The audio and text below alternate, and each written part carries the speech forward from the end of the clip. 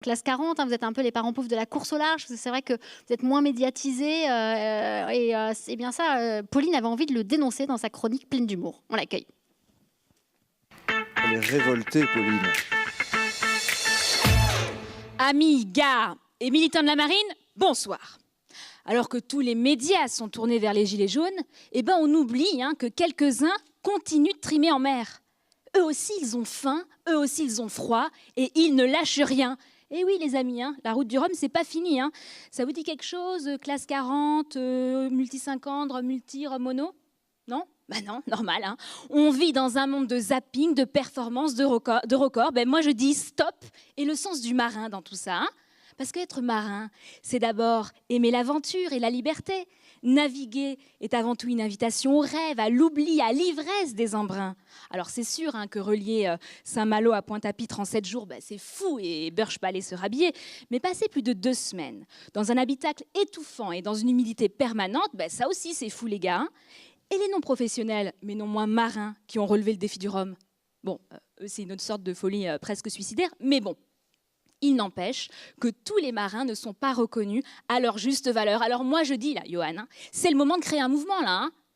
Les laisser pour compte de la route du Rhum. Sortez vos cirés jaunes et faites la révolution. Et je pense d'ailleurs que la classe 40 pourrait être leader du mouvement des cirés jaunes. Parce que déjà, vous avez été les plus nombreux de la Transat, même si vous terminez à 35 contre 53 au départ, mais vous êtes des gens déterminés. Et certains d'entre vous sont même arrivés avant des ultimes, et tout ça sans foils. Et en plus, votre objectif est plein de bon sens et peut fédérer tous les marins pros, semi-pros ou juste passionnés. Créer une classe qui permette à tous les bons marins de réaliser leur rêve de course au large simplement pour le plaisir et sans se ruiner. Voilà, là on tient quelque chose. Alors c'est le moment, on réclame une TVA à 0 sur le carbone, le bois, l'acier, le plastique, le cupronickel et le ferrociment, le bateau pour tous et à moindre coût. Et puis je sais pas moi, on va manifester à la rame, abaisser les voiles, faites des opérations escargots, étoiles de mer, installer des barrages filtrants entre les Açores et Madère et bloquer les ultimes. Et puis si on vous empêche de vous exprimer, organiser des tempêtes contre les réfractaires aux cirés jaunes. Bon allez, on y va, vous me suivez là? On bloque la cité de la voile? On peut bloquer la cité de la voile, ouais, ça peut être un bon début. Ouais, mais non, j'y pense. Non, il faut arrêter de râler au bout d'un moment. Pourquoi sans cesse se diviser? Et si on donnait plutôt l'exemple aux Français? Soyez des marins unis hors de toute hiérarchie et de concurrence.